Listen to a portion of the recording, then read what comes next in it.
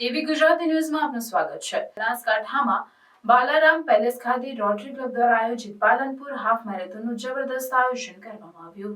તેમાં ગુજરાતના, રાજસ્થાનના, મહારાષ્ટ્રના તથા દેશના અન્ય રાજ્યોમાંથી દોડવીરો, રમત પ્રેમીઓએ, સ્વાસ્થ્યવીરોએ, અધિકારીઓ, કર્મચારીઓ અને જનતાએ હોશભેર ભાગ લીધો અને આ ઠંડીની મોસમમાં પોતાના સ્વાસ્થ્યને જાળવવાની જે કવાયત લોકો કરતા હોય તેનું ઉત્તમ નિદર્શન કર્યું।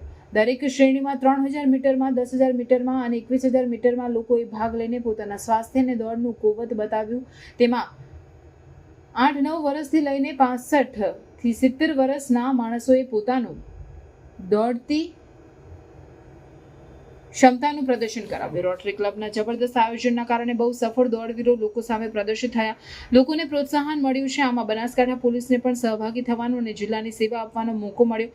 તેમાં જિલ્લાના એસપી અક્ષયરાજ મકવાણા સાહેબ, ડીવાયએસપી પરમાર સાહેબ, જોશી સાહેબ તથા K9 ડોગ સ્કોડના વિક્રમકુમાર શિવલાલ રાવલ, રહીમભાઈ લીંબડિયા તથા એડીઆઈ જાગૃતિબેન ભાટી સાહેબ, મુરજીભાઈ ચૌધરી આમને સહભાગી થઈને પોતાનો યોગ્ય સેવા ફાળો આપ્યો અને દોડમાં ભાગ લઈને મેરાથોન કમ્પ્લીટ કરી અને જબરદસ્ત સ્વાસ્થ્યનું પ્રદર્શન સૌએ કર્યું। સૌ લોકોને પ્રોત્સાહન મળે તેવું કામ રોટરી ક્લબ દ્વારા કરવામાં આવે છે।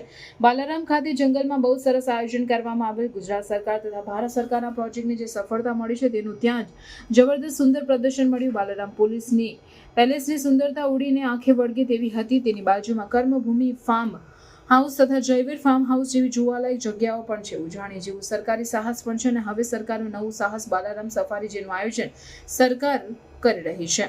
બાલારામ પેલેસ એક જગ પ્રસિદ્ધ જગ્યા છે। સૂર્યવંશમ જેવી સુપરહિટ ફિલ્મોનું શૂટિંગ પણ થયેલ છે।